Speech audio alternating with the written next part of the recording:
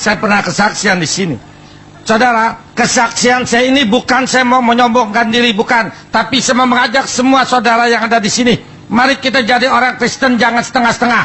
Jadi orang Kristen jangan main-main lagi. Dan jadi orang Kristen jangan kompromi kembali dengan dunia.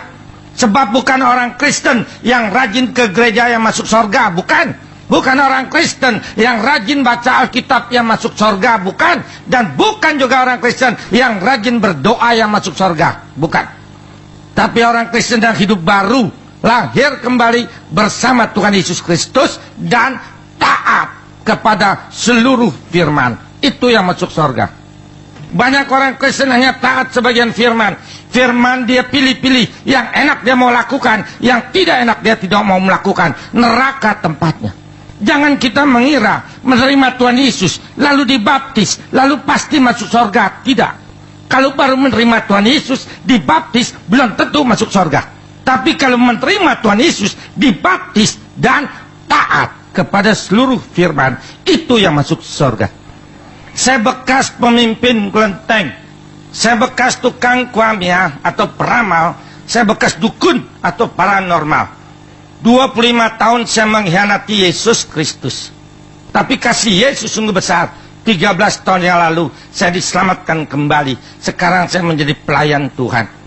Masih kecil saya Kristen, Kristen turunan, Kristen GKI di Jakarta. Bahkan waktu itu GKI belum ada, yang ada Tionghoa Kitu Kohwe. GKI-nya zaman dulu. Papa saya majelis dari gereja itu di Tanah Abang. Sebagai anak majelis saya masih kecil dibawa ke gereja, diserahkan kepada Tuhan. Dewasa di CD, nikah diberkati di gereja. Menurut syarat gereja lengkap. Tapi sayang sekali, iman Kristen orang dulu dengan iman Kristen orang sekarang jauh bedanya. Iman Kristen orang dulu iman tempe.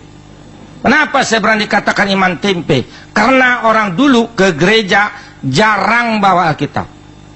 Separuh dari jumlah jemaat yang bawa Alkitab saya angkat jempol, termasuk saya. Saya waktu itu punya Alkitab, tetapi tidak pernah dibawa ke gereja.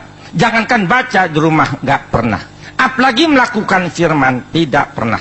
Saya waktu itu ke gereja hanya sebagai kebiasaan, hanya sebagai rutinitas, bukan kerinduan mau menyembah, memuji, memuliakan Tuhan. Barang siapa di dalam hidupnya tidak melakukan firman setiap hari, jangan harap ada kuasa atau ada kekuatan dalam tubuhnya. Sebab firman ini hidup, saudara. Dia merupakan benteng, merupakan perisai buat kita dari serangan setan. Yang tidak melakukan firman setiap hari, diserang setan rubuh sekalipun pendeta.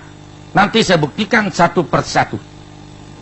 Waktu itu tahun 64, umur saya 24 tahun. Karena saya tidak mempunyai iman, saya keluar dari gereja, saya keluar dari Tuhan Yesus Kristus. Saya jatuh oleh propaganda setan. Saya belajar ilmu berkelahi, ilmu kebal di Baduy 9 tahun. Sampai tahun 73. Tahun 73 datang roh. Roh itu bisa berbicara melalui hati saya. Roh itu mengaku Raden Surya Kencana. Orang bekas kelenteng pasti tahu. Karena kelenteng di Jakarta pada umumnya ada keramat Raden Surya Kencana, pusatnya di Ciliungsi. Saya mau diangkat sebagai muridnya, saya diajarkan ilmu menolong orang sakit dan ilmu meramal.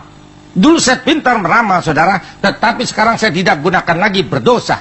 Dulu misalnya sekali saya lihat orang laki itu, saya tahu dia punya istri berapa. Sekali saya lihat anak gadis itu, saya tahu dia masih gadis tidaknya. Karena apa? Karena saya bisa cabut roh. Roh tidak pernah bohong. Apa adanya dia katakan. Tapi sekarang jangan takut, saya nggak cabut-cabut lagi, tenang aja. Tahun 75 saya dirikan kelenteng di Bungur, di belakang stasiun kereta api Senen. Sampai sekarang kelenteng itu masih ada. Cuma 13 tahun yang lalu saya kasih orang, karena saya sudah bertobat. Saya pimpin kelenteng itu setiap malam minggu dan malam Ceid, malam Cabgoh.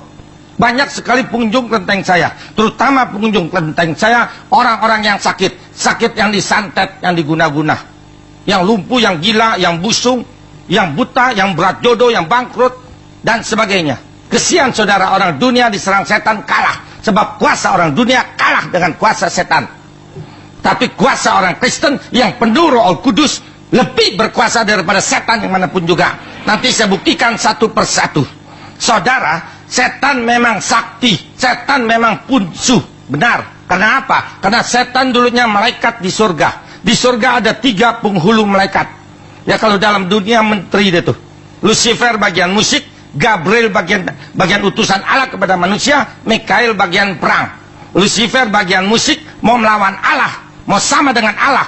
Allah marah, diusir Lucifer dari surga ke dalam dunia jadi setan. Sebelum Lucifer meninggalkan surga, dia bawa 1/3 para malaikat dari surga ke dalam dunia jadi setan. Cuma satu kuasa setan kalah dengan kuasa Tuhan Yesus, yaitu setan tidak bisa menghidupkan dan menyelamatkan. Yang lain semua setan bisa perbuat. Orang sakit ke dukun sembuh, setan bisa menyembuhkan. Usaha udah mulai bangkrut, main dukun, main setan, maju lagi usahanya. Mau kaya, muja kepada setan, setan bisa bikin orang kaya. Tidak disayang suami karena mulai tua, ke dukun, pasang susuk, muda lagi kelihatannya, diusap-usap lagi sama suaminya. Tapi ingat, di dalam setan tidak ada kasih. Setan kelihatannya menolong, dia bukan menolong. Sebab di balik pertolongan setan selalu pakai tumbal, yaitu rongrongan hidup. Setan itu rentenir. Lain dengan Bapa kita Tuhan Yesus, Tuhan menolong dengan cinta kasihnya tanpa tumbal-tumbalan. Kalau setan itu pakai tumbal, salah satu tumbal setan. Saudara sering melihat di dalam mobil baby van, mobil orang kaya, dalamnya ada anak kecil yang mangap aja ileran. Itu anak idiot, anak tumbal. Anak idiot tidak ada di dalam rumah orang miskin. Anak idiot tidak ada di dalam kampung. Adanya di tempat rumah orang kaya yang bapaknya, kakeknya, nenek moyangnya minta kaya dari setan, tapi anaknya, cucunya, turunannya cacat seumur hidup, nggak bisa sembuh. Saudara, yang saya mau saksikan yang di luar ya, yang di sini semua asli. Kalau nggak digituin kesinggung. Orang Kristen gede ambek aja digedein, iman digedein. Alkitab mengatakan nabi ada yang asli ada yang palsu, benar. Pendeta juga ada yang asli ada yang palsu. Jemaat jangan dibilang lagi banyak yang palsu. Saudara mau tahu yang datang ke kelenteng saya? Bukan orang Tepekong saja, bukan orang Islam saja datang ke kelenteng saya, tapi banyak orang Kristen datang ke kelenteng saya. Menyedihkan dan memalukan sekali. Pada waktu pencobaan datang dalam kehidupan orang Kristen itu, misalnya anaknya sakit nggak sembuh-sembuh, suaminya udah mulai bindal, anak gadisnya sudah mulai berat jodoh, bukan dia datang dikasih Tuhan Yesus yang penuh kasih, penuh kuasa, mohon pertolongan, tetapi dia lari ke dukun, dia lari ke tukang ramal. Semua dukun, semua peramal dari setan. Bahkan yang lebih sedih lagi, ada 2 majelis gereja pasien saya di kelenteng. Majelis gereja, tadinya saya nggak tahu dia majelis, dia sendiri yang bilang, Pak Teo jangan kasih tahu siapa-siapa, saya majelis gereja. Anak majelis itu gila diguna-guna, saya tolongin sembuh. Saudara, jangan contoh model majelis begini lagi. Maaf yang kesinggung berarti melakukan. Saudara, orang Kristen banyak yang baik loh, benar. Cuma salah saya waktu itu. Saya waktu itu Kristen tapi tidak pernah baca Alkitab. Saya nggak tahu di dalam Alkitab itu ada ayat Yohanes 14 ayat 6, Tuhan berfirman, akulah jalan hidup dan kebenaran, tidak ada seorang pun bisa sampai ke rumah Bapakku kalau tidak melalui aku. Saya nggak tahu ada ayat itu karena saya nggak pernah baca Alkitab. Pendeta datang ke rumah saya di Pulau Gebang. Pendeta dikasih tahu oleh jemaatnya, tolong sadarkan itu Pak Teo, dia dukun tapi Kristen, Kristen tapi dukun. Itulah saya. Tujuan pendeta dan orang Kristen baik loh, membawa saya kembali dari jalan setan ke jalan Tuhan. Tapi pendeta tidak berani datang sendiri ke rumah saya. Dia datang bertiga, berlima dengan majelisnya. Yang bikin saya marah, pendeta ini ngomongnya begini, Pak Teo mau tahu nggak? Apa saya tanya? Semua orang dalam dunia, kata pendeta itu, kalau mau ke sorga harus melalui Tuhan Yesus, kalau nggak bisa. Saya marah waktu itu karena saya nggak tahu. Saya tuding itu pendeta, hei pendeta ngomong jangan sembarangan. Memangnya golongan orang Kristen aja yang punya sorga? Karena saya nggak tahu saya ngomong begitu. Dan karena saya marah, saya comot roh pendeta dan majelis 5-5-nya, rohnya saya comot. Waktu itu saya bisa menyomot roh. Di satu bidang saya nolong orang sakit di kelenteng ratusan sembuh. Saya kalau nolong orang sakit, saya potong lidah saya dengan golok, keluar darah, saya sembuh. Setan bisa menyembuhkan. Tapi di sisi lain, saya sombong sekali. Saya waktu itu kalau kesinggung sama seseorang, saya comot roknya, saya masukin ke botol, saya ganggang di atas kompor yang lagi nyala. Detik itu juga yang punya roh kepanasan gila, telanjang bulat lari di jalanan, semudah membalikan tangan. Ini pendeta karena bikin saya marah, saya comot roknya lima-limanya, saya ancam. Lu jangan lama-lama depan gua sebel sama lu. Entar lu mabok lu, saya lepas. Nggak ada 5 menit ini pendeta dengan majelis muter gini nih. Saya bikin godek. Waktu itu saya kejam dan saya sombong sekali. Saya usir lo pendeta. Pulang lo semua. Ngomong aja lo gede lo. Punya sorga lah. Gua hantam dengan ilmu gua, lo kalah lo. Lo gak ada gunanya, pulang. 4 gereja, 4 pendeta kalah sama saya. Bukan salah gerejanya, tapi salah individu pendeta itu. Pendeta itu boleh STH, MPH, apalagi saya nggak tahu dah. Dia boleh hafal ini Alkitab, tetapi dia tidak taat kepada firman. Iman tanpa taat nggak laku di mata Tuhan. Mungkin pendeta yang kalah sama saya. Dia punya jemaat kaya, 2 minggu sakit, nggak bisa ke gereja, buru-buru dibesuk, dikunjungi oleh pendeta karena kaya. Siapa tahu ntar anak pendeta disekolahin ke Jerman masih kaya, atau gerejanya dibangun tuh masih kaya. Tapi lihat no jemaatnya miskin yang tinggalnya dalam kampung, 2 tahun gak ke gereja, gak pernah dikunjungi oleh pendeta yang mata duitan. Jakarta banyak pendeta-pendeta mata duitan, mau kesinggung. Saudara juga mengaminkan dalam hati, cuman gak berani ngomong.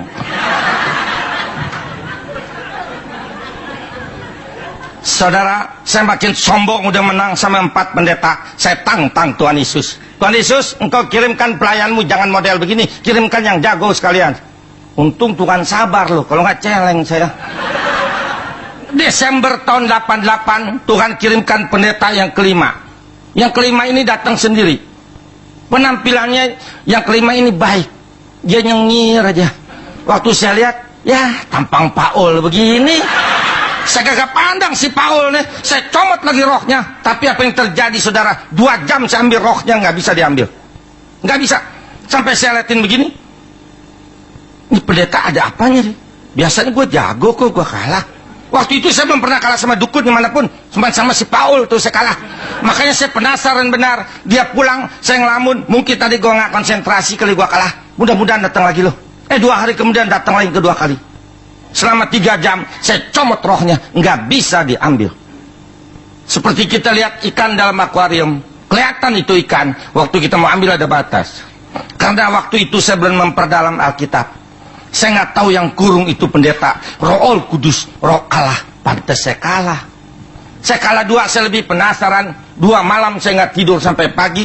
Saya semedi 2 hari sampai pagi. Saya amalin ilmu saya yang di Baduy. Saya mau bikin muntah darah, lu kok datangnya ketiga kali lu mati lu sekalian lu. 2 hari kemudian datang lagi yang ketiga kali. Selama 4 jam saya bacain ilmu buat muntah darah. Sampai saya paksa badan saya bergetar 4 jam. Jangankan muntah darah, keluar ludah juga enggak. Hebat saudara kalau yang asli saudara. Saya udah keliling Indonesia nih saudara. Saya berani katakan kepada bangsa apapun, orang Kristen atau pendeta yang penuh Roh Kudus boleh santet, nggak bakalan mempan. Karena 1 Yohanes 4 ayat 4 mengatakan, engkau berasal dari Allah, anak-anakku, kita anak Allah. Engkau sudah mengalahkan nabi-nabi palsu, itu dukun-dukun.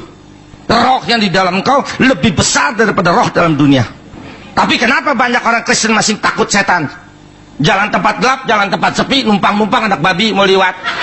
Bego, anak Allah jadi anak babi. Terserah kalau menjadi anak babi.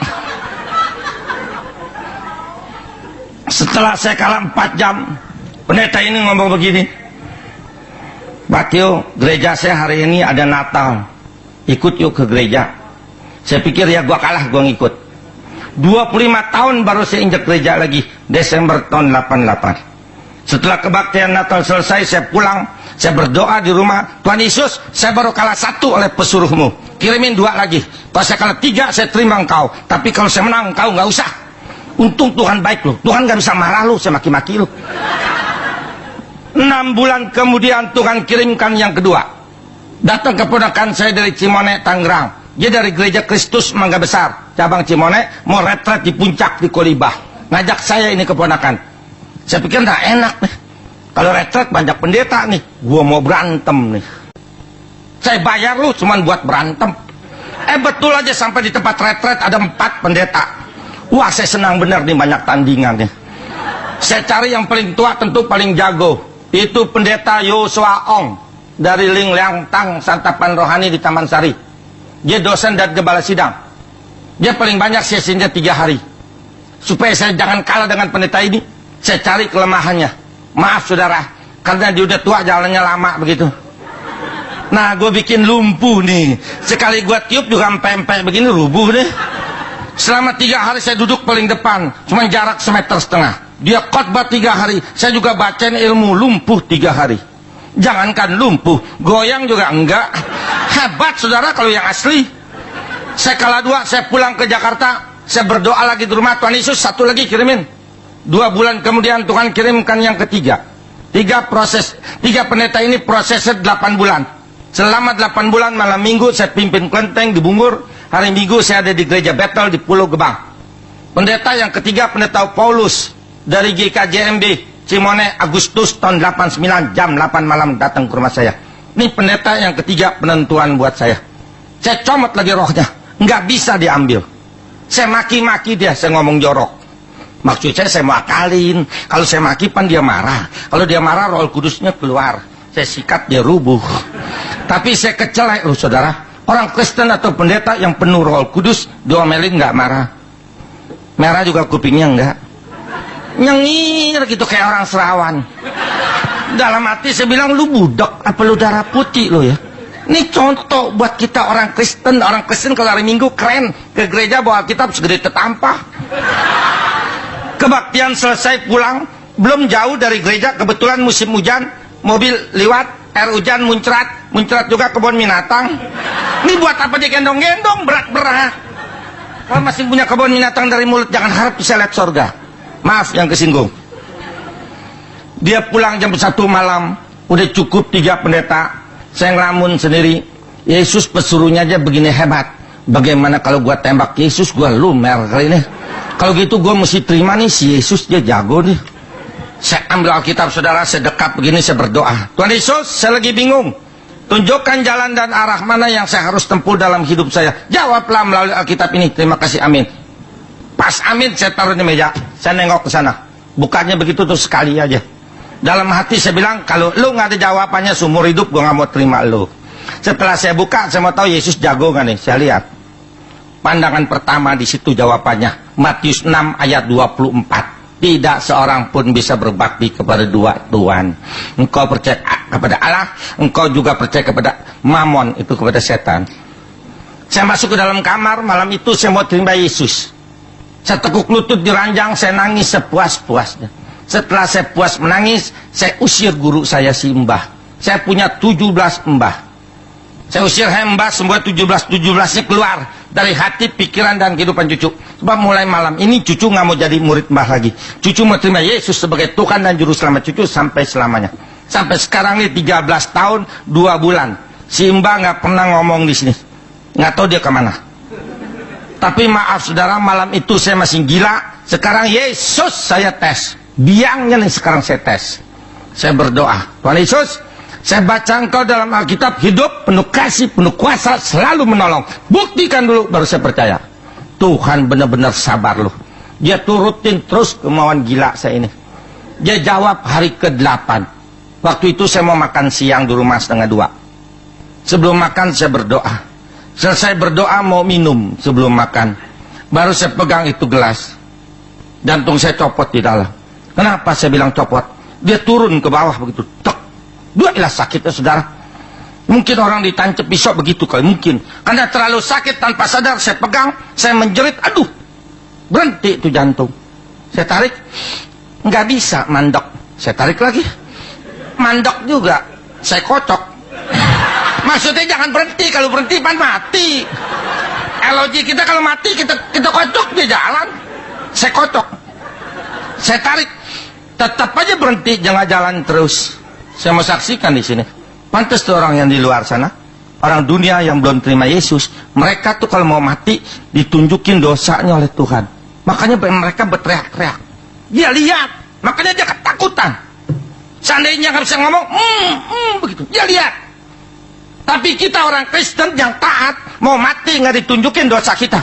datang malaikat membawa jiwa roh kita ke Firdaus, halaman surga. Tapi kalau orang dunia yang belum terima Yesus, ditunjukin. Waktu itu kena sakit, saya pegang, saya merem kena sakit. Saya lihat kayak nonton TV, merem tapi kelihatan. Dosa yang pernah saya kerjakan ditunjukkan oleh Tuhan kembali. Maaf saudara, saya dulu anak Tanah Abang. Saya lahir situ, besar di situ. Saya salah didik. Hobi saya berantem. Hobi saya silat sama ilmu. Orang yang saya pukul dengan ilmu saya, saudara, berdarah-darah begitu banyak ditunjukin oleh Tuhan. Jelas, karena saya lihat terlalu banyak, saya menjerit di dalam hati. Tuhan Yesus, saya nggak mau mati. Dosa saya banyak. Ntar saya diseksa Engkau. Nah, belum bertobat mati. Jadi Tarsan, ntar saya di sono. Siapa yang tolongin sendirian di akhirat? Untung waktu itu saya nggak panggil guru saya, lo simbah lo. Yang saya ingat, Yesus hidup selalu menolong. Nah, lo buktiin dah. Saya panggil jadi dalam hati sambil megang dada. Tuhan Yesus tolong sembuhkan jantung saya. Jantung saya lagi rusak, betulin. Di dalam nama Tuhan Yesus kayak jantung sembuhlah. Haleluya, amin. Apa yang terjadi? Tuhan nggak nolong. Tuhan tinggalkan saya jatuh di meja makan. Orang yang nggak bisa nafas, nggak ada tenaga, bisa duduk tegak. Pantas orang serangan jantung rubuh semua. Saya jatuh. Tangan saya tetap di dada di kolong meja, saya pegangin terus karena sakit, saya nggak lepas. Waktu itu saya belum pingsan. Kenapa belum pingsan? Karena saya nggak mau mati, saya tahan sehingga saya belum pingsan. Waktu itu saya nggak tahu kenapa Tuhan tinggalkan saya. Setelah saya sembuh, saya baca Alkitab, baru saya tahu jawabannya. Tuhan lagi uji saya. Tuhan bilang doa yang kedua, lu panggil nggak guru, lu simbah.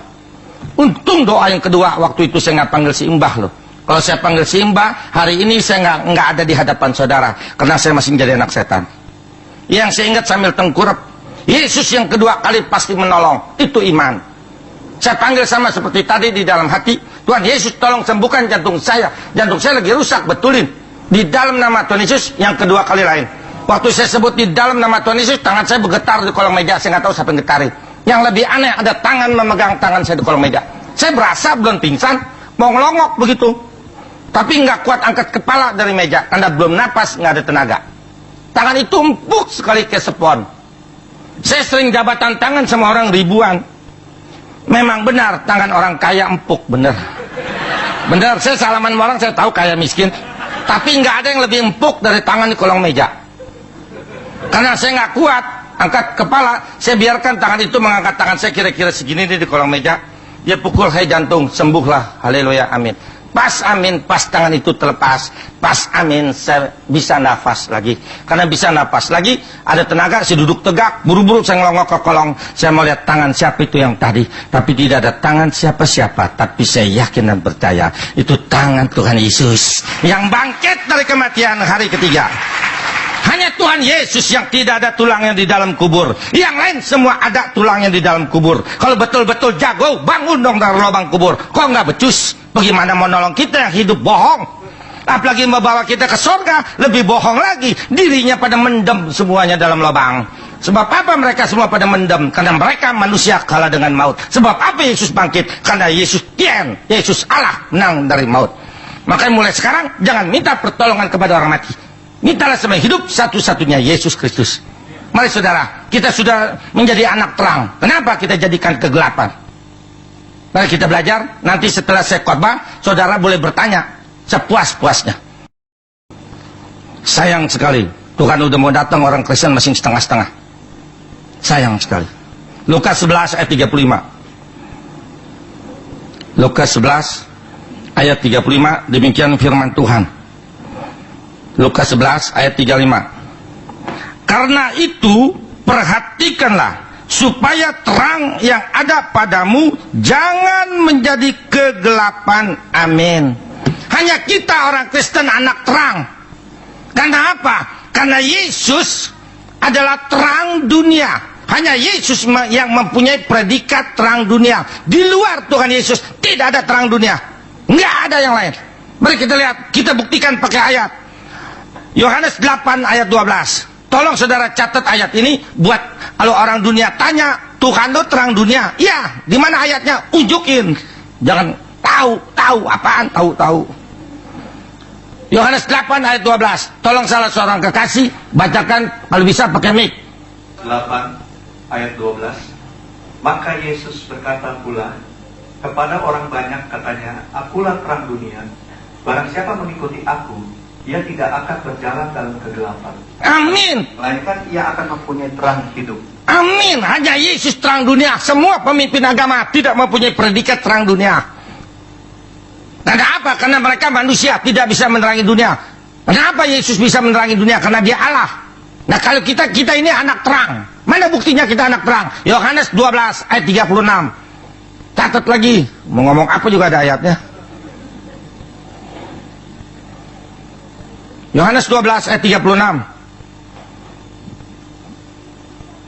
Yohanes 12 ayat 36, demikian firman Tuhan. Percayalah kepada terang itu, selama terang itu ada padamu, supaya kamu menjadi anak-anak terang. Sudah berkata demikian, Yesus pergi bersembunyi dari antara mereka. Amin. Kita anak terang. Kenapa kita sudah diberikan terang oleh Tuhan, kita sengaja bikin gelap? Kenapa kita bikin gelap? Kita masih bersekutu dengan dunia. Kita masih percaya adat istiadat dunia. Sayang sekali. Tuhan datang yang pertama kali buat menyelamatkan kita, memerdekakan kita. Galatia 5 ayat pertama.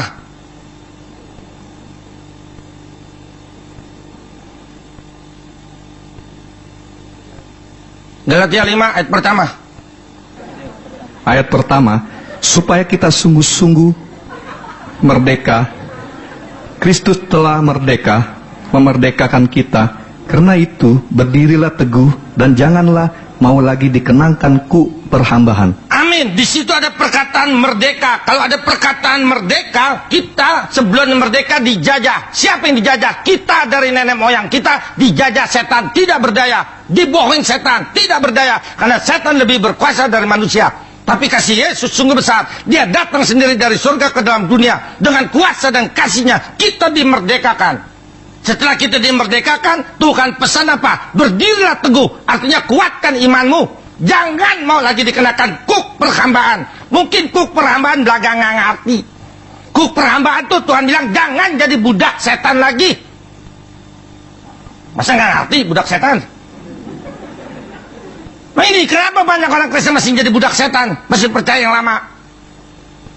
Mari kita lihat masih percaya yang lama. Percuma dong kita dibebaskan oleh Tuhan. Kolose 1 ayat 13-14. Kolose 1 ayat 13-14. Demikian firman Tuhan. Ia telah melepaskan kita dari kuasa kegelapan dan memindahkan kita ke dalam kerajaan anaknya yang kekasih. Di dalam Dia kita memiliki penebusan kita, yaitu pengampunan dosa. Amin. Tuhan telah melepaskan kita. Kalau ada perkataan melepaskan, ada yang diikat. Kita diikat oleh setan dari nenek moyang kita. Nggak berdaya. Setelah Tuhan melepaskan, kita dipindahkan status kita. Dulu kita anak setan, anak gembel. Sekarang menjadi anak Allah, anak raja. Hanya kita yang diangkat anak. Hanya Kristen yang diangkat anak oleh Allah. Di luar Kristen nggak diangkat anak. Mana boleh tuh yang di luar sana sembahyangnya Aba Allah, Aba Allah. Mana boleh orang Tionghoa sembahyangnya Papa Tian. Tian bukan papahnya, tapi kita boleh manggil Bapak karena kita diangkat anak. Hebatnya kasih Yesus. Dan dosa kita ditebus dengan cucuran darahnya. Dosa nggak bisa ditebus dengan cohosim. Dosa nggak bisa ditebus dengan berbuat baik. Dosa nggak bisa ditebus dengan harta dan sebagainya. Dosa hanya bisa ditebus dengan darah Yesus. Kenapa Tuhan begitu baik? Tuhan sudah mati buat kita. Kita masih mengkhianati Dia. Masih percaya adat istiadat kita yang lama. Kolose 2 ayat 20 sampai 23. Kolose 2 ayat 20. Apabila kamu telah mati bersama-sama dengan Kristus dan bebas dari roh-roh dunia, mengapakah kamu menaklukkan dirimu pada rupa-rupa peraturan, seolah-olah kamu masih hidup di dunia? Jangan jamah ini, jangan kecap itu, jangan sentuh itu. Semuanya itu banyak mengenai barang yang binasa oleh pemakai dan hanya menurut perintah-perintah dan ajaran-ajaran manusia. Terus peraturan-peraturan ini walaupun nampaknya penuh hikmat, dengan ibadah buatan sendiri, seperti merendahkan diri, menyiksa diri, tidak ada gunanya selain untuk memuaskan hidup duniawi. Ambil, kenapa kita masih percaya adat istiadat kita yang lalu? Adat istiadat tidak bisa menyelamatkan, hanya kasih Yesus yang bisa menyelamatkan. Berapa banyak orang Kristen kalau pindah rumah pakai selamatan, Kita udah punya juru selamat, kok pakai selamatan? Tolol bener. Sedangkan selamatan itu nggak ada gunanya. Hanya Yesus juru selamat. Di luar Yesus bukan juru selamat. Yesaya 43 ayat 11. Siapa itu Yesus? Tukang oncom apa tukang tempe dia? Mesti ada ayatnya. Yesaya 43 ayat 11. Yesaya 43 ayat yang ke-11, demikian firman Tuhan. Akulah Tuhan, dan tidak ada juru selamat selain daripadaku. Amin. Hanya Yesus juru selamat. Juru selamat artinya bisa menyelamatkan. Kalau kita udah punya juru selamat, pindah rumah jangan pakai selamatan. Buka toko, buka pabrik pakai selamatan, nggak usah lagi. Kita udah punya juru selamat. Dan berapa banyak orang Kristen kalau lagi hamil, keluar malam, bobo pisau kecil, ketusuk meletus. Apa tuh pisau lebih berkuasa dari Roh Kudus?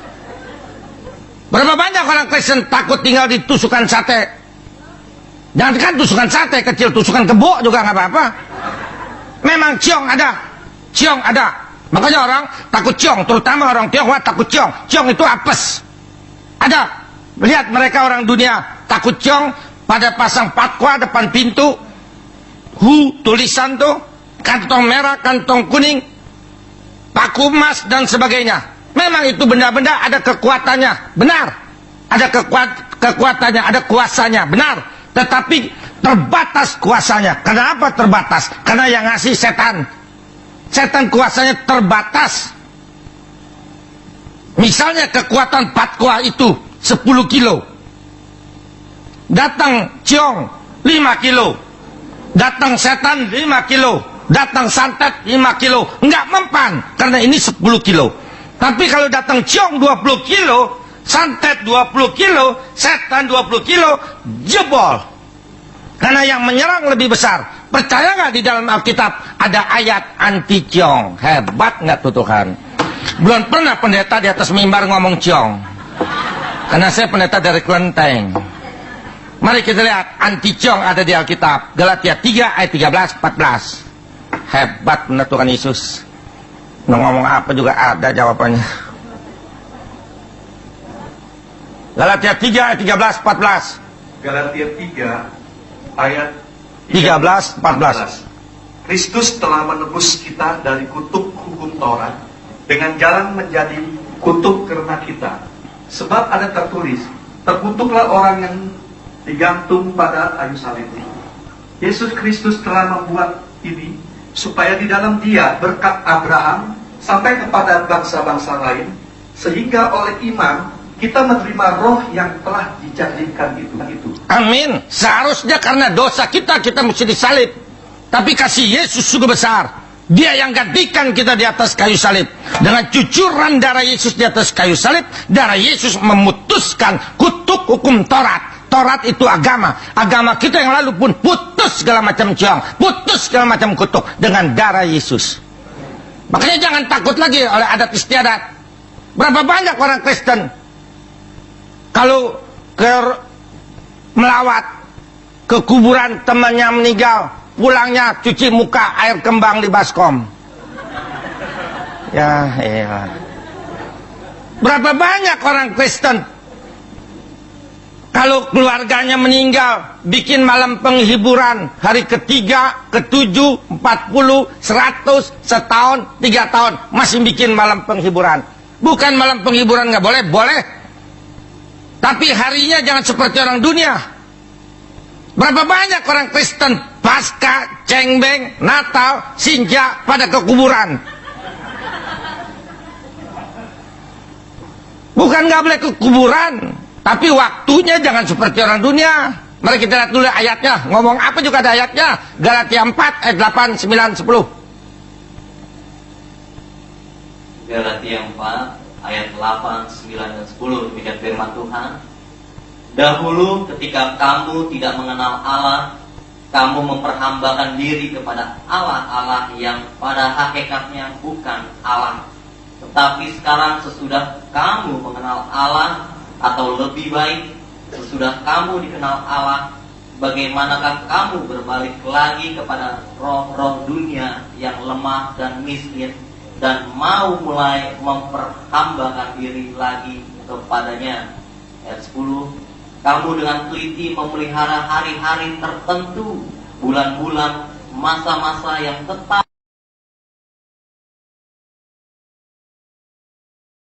Kuburan hari apa aja, besok aja kalau berani nginep juga boleh.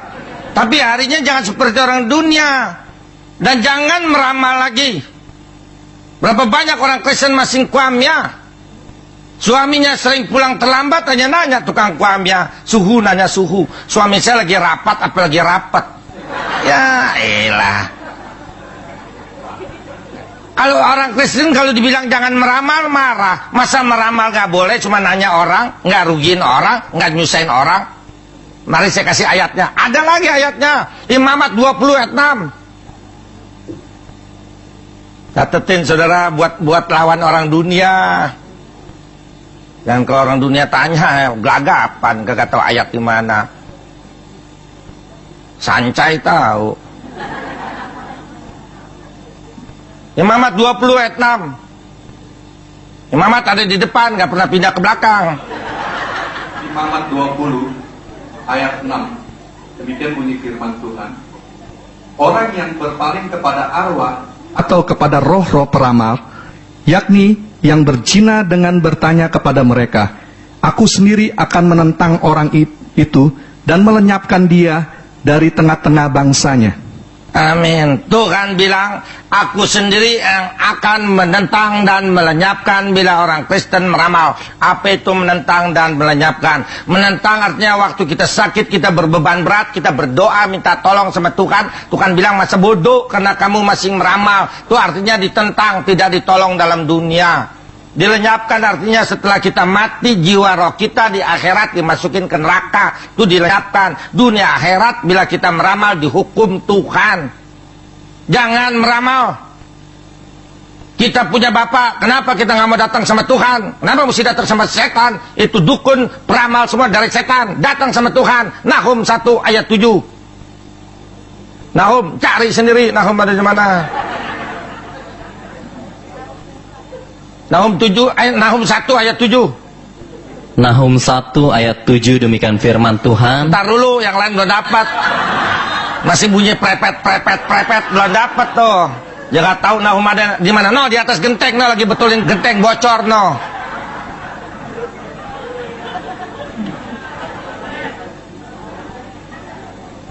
Ya, baca Pak. Demikian firman Tuhan. Tuhan itu baik. Ia adalah tempat pengungsian pada waktu kesusahan. Ia mengenal orang-orang yang berlindung kepadanya. Amin. Tuhan itu baik. Setan jahat, jangan mau datang sama yang jahat. Bodoh, datang sama yang baik. Di kaki Tuhan, tempat waktu kita susah, kita sakit, kita dirongrong suami, dirongrong ekonomi, dirongrong apapun, di kaki Tuhan. Bukan di kaki tukang kuamnya, bukan di kaki dukun. Sebab apa di kaki Tuhan? Karena Tuhan mengenal orang yang berlindung kepadanya. Mengenal artinya dia tahu kesusahan kita, dia tahu persoalan kita, dia tahu permohonan kita. Karena Tuhan maha tahu. Jangan ke setan. Ini saudara, ini hanya garis besarnya aja. Entah saudara boleh tanya. Adat istiadat segala macam, masih boleh apa enggak, segala macam deh. Ini hanya garis besarnya aja, saya tantang saudara supaya saudara bertanya sebanyak-banyaknya. Nah sekarang tanya deh. Ya. Kalau makan buah atau makanan yang habis sembayangan itu boleh nggak? Oke. Ditanya boleh nggak makan barang bekas sembahyang? Ada 2 ayat di dalam Alkitab. Jika engkau doyan makanan itu dan pada waktu engkau memakannya tidak menjadi batu sandungan untuk orang memakan makanan itu menjadi batu sandungan untuk orang lain, jangan makan, berdosa. Yang gampang begini aja diingatnya. Setan itu gembel, pengemis setan. Kita anak Allah, anak raja. Saudara pulang jalan-jalan, lihat seorang pengemis lagi makan nasi campur di pinggir toko. Nasi campurnya nggak habis, mau nggak habisin? Kenapa nggak mau? Kenapa nggak mau? Geli, bekas setan juga geli, jangan diembat terus, rakus sebener. Di bekas setan aja mau diembat terus. Emang gak ada makanan lain? Rakus orang Cina dah.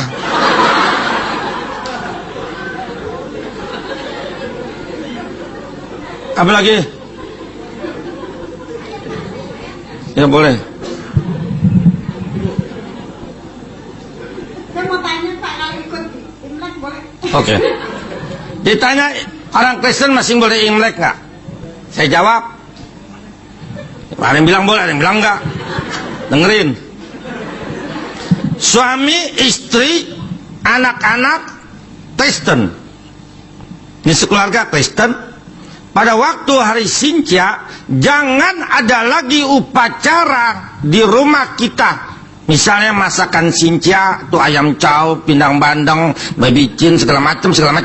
Terus khusus beli kue keranjang. Dan jangan lagi pakaian baju baru kepada anak kita waktu hari Sinca. Tapi kalau mama papa kita tinggal di rumah yang lain, masih agama yang lama, datang ke rumah papa mama, kyohi pacoy. Boleh. Dulu sebelum kita Kristen, sebelum kita ngepai sama mama papa, kita ngepai dulu meja abu engkong mak kita yang udah meninggal. Baru kita ke mama papa. Itu dulu. Sekarang setelah kita jadi Kristen, jangan lagi ngepai di meja abu. Nggak boleh. Langsung sama mama papa yang hidup. Boleh, Kyonghi. Sekarang angpau. Kalau angpau aja mau.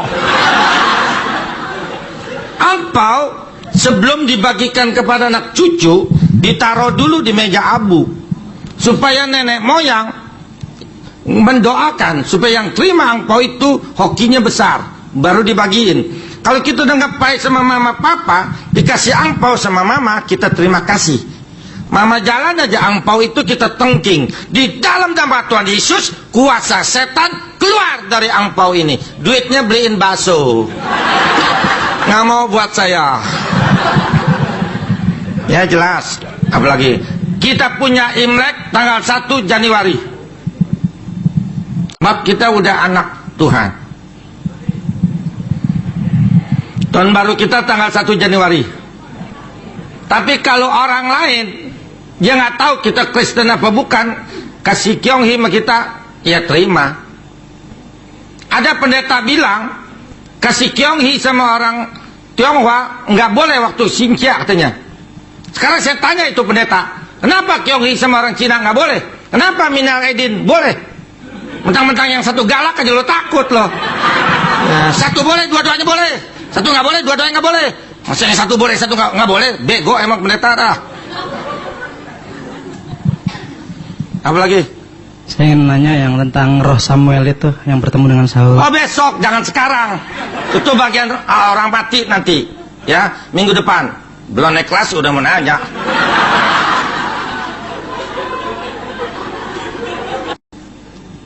Siapa lagi?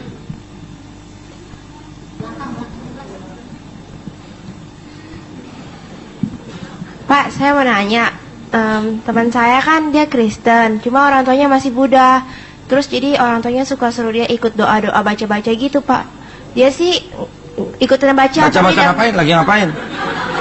Baca-baca yang kayak biksu-biksu, kayak cikung-cikung gitu. Tapi dia nggak ngerti, cuma ikutin aja. Tapi dalam hati nggak percaya gitu. Boleh nggak, Pak? Oke. Kalau kita masih tinggal di rumah orang tua, masih belum keluar dari pintu rumah orang tua maksa kita, ya. Kita bilangin dulu kita Kristen, tapi kalau dia suruh juga ikut aja duduk. Ikut duduk tuh parita, hati kita berdoa tapi jangan bersuara, domelin. Dalam hati aja, Tuhan Yesus tolong selamatkan mereka ini semua. Kasihan dengan mereka nggak tahu apa yang mereka perbuat. Itu doain. Duduk kayak situ. Suara ikutin bokap nyokapnya ngomong gitu. Makanya kalau waktunya misalnya besok disuruh baca parita tuh ngumpul. Nah malam ini kita minta bantuan Roh Kudus. Bapak Roh Kudus besok saya disuruh ngikut baca parita. Saya nggak mau. Tolong Bapak Roh Kudus jawab besok. Pakailah suara saya. Tuh besok waktu mama suruh Ing kesana Ing ikut Ing katanya. Kita jawab, Ma, sekarang saya udah Kristen. Suara kita tapi kuasa Roh Kudus. Si mama nggak bakalan ngomelin. Minta bantuan dong sama Roh Kudus. Punya pembela, diam aja, blow on juga. Buat apa punya Roh Kudus? Aduh.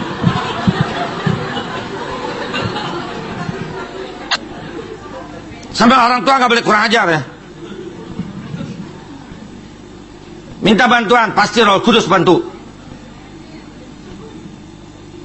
Apa lagi? Ya.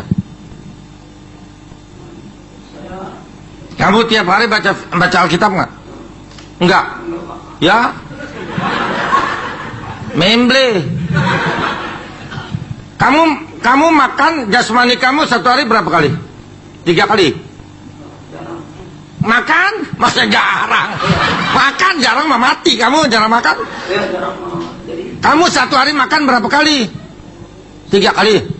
2 kali. Kenapa rohani kamu nggak kasih makan? Firman, pujian dan doa itu makanan rohani. Ya, kamu lakukan mulai besok.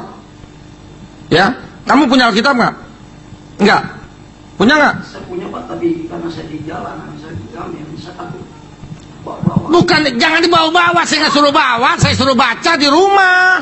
Saya di jalanan, saya hidup di jalan. Maksudnya? Jadi saya takut. Gimana? Kutuk.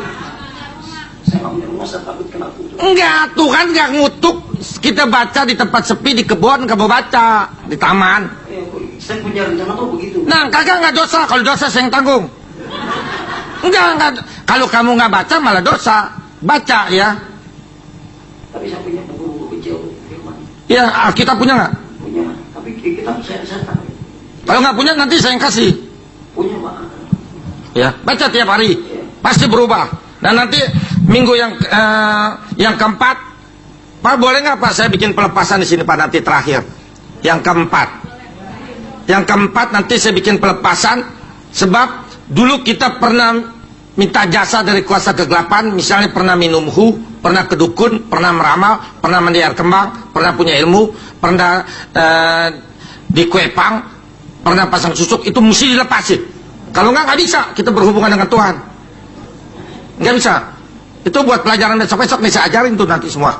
Ya, tapi boleh Pak nanti minggu keempat, ya, Kamis keempat, saya bikin pelepasan di sini. Kutuk nenek moyang. Terus keinginan kita yang belum tercapai, belum punya anak, belum punya pasangan hidup, maju. Saya doain, saya paling senang doain jodoh, doain anak.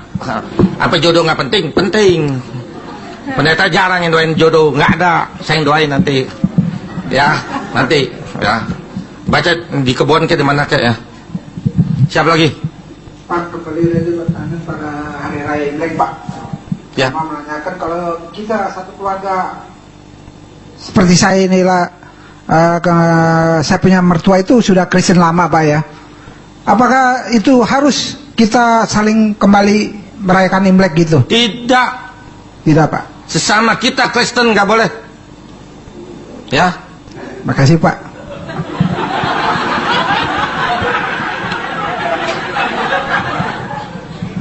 Tolong ini depan mana? Ayo situ dulu ya. Ayo cepetan. Berdiri tolong. Jadi saya tahu. Dulu hukum orang Israelnya itu nggak boleh makan darah. Kalau sekarang gimana? Oke, tanyaannya begini, orang Kristen boleh makan darah nggak? Jangan sebut-sebut Israel, panjang-panjang amat. Ya udah. Darah tidak boleh dimakan karena darah itu nyawa.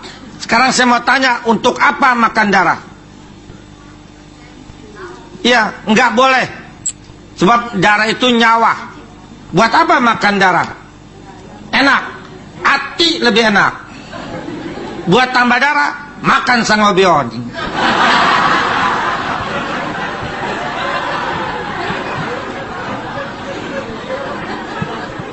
Pak, saya ingin nanya Pak ya, kalau seandainya kita orang pergi melayat, ya orang kan kebanyakan kan sembayang ya di depan peti. Nanyanya gini Bu, waktu kita ke rumah duka apa yang kita kerjakan gitu cepet deh. Saudara, kita misalnya Cek Acoy mati, nggak ada yang nama Cek Acoy ya? Ada nggak?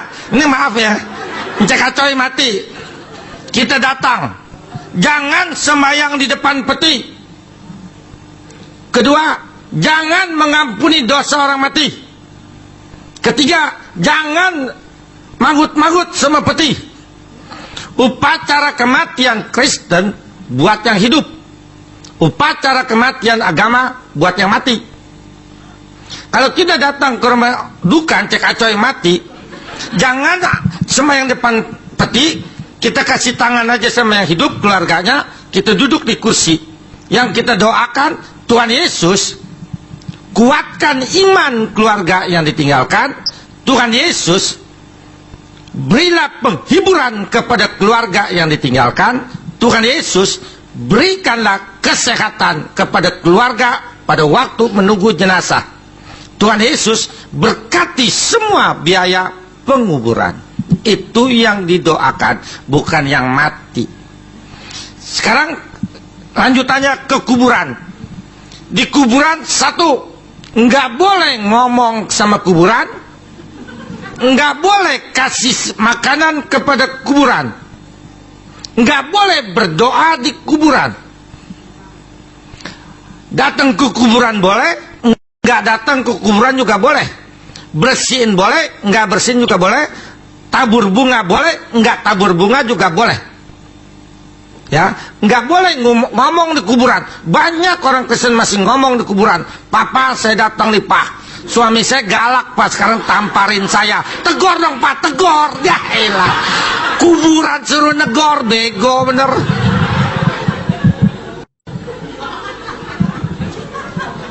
Ya nggak boleh. Terus apa lagi? Ya.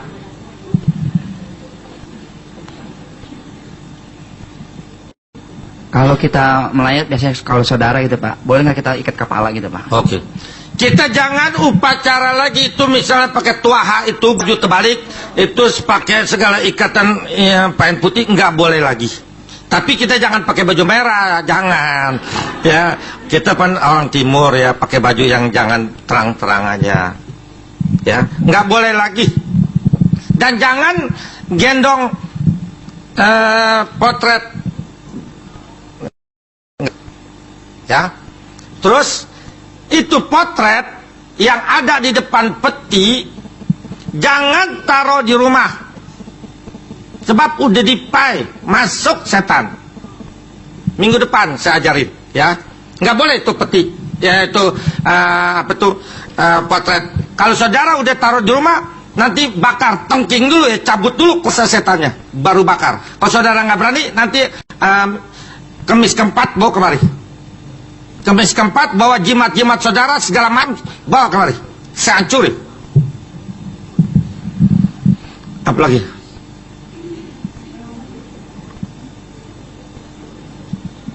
Pak, boleh nggak orang Kristen kalau mati dibakar jasadnya? Ditanya orang Kristen boleh dibakar nggak? Saya jawab bukan berdasarkan peraturan gereja. Sebab semua gereja manapun nggak bisa bawa ke sorga. Yang bisa bawa ke sorga kasih Yesus. Gereja nggak bisa menyelamatkan. Ya, supaya jangan kesinggung, saya jawab bukan berdasarkan peraturan gereja. Yang saya jawab berdasarkan firman Tuhan. Ada 2 ayat. Sebab apa orang Kristen boleh dibakar? Karena tubuh tidak laku di surga. Tubuh tidak laku di surga. Mau dikasih ikan paus juga boleh kalau tega. Sekarang yang kedua, sebab apa orang Kristen tidak boleh dibakar? Karena yang dibakar adalah penjahat besar. Yang penting pada waktu orang tua kita mati, jangan sampai putus hubungan saudara gara-gara bakar dan kubur. Itu bukan yang bakar dan kubur, bukan menentukan ke surga atau ke neraka. Yang menentukan pada waktu hidup ini. 2 Korintus 5 ayat 10. Tolong baca dulu ayatnya.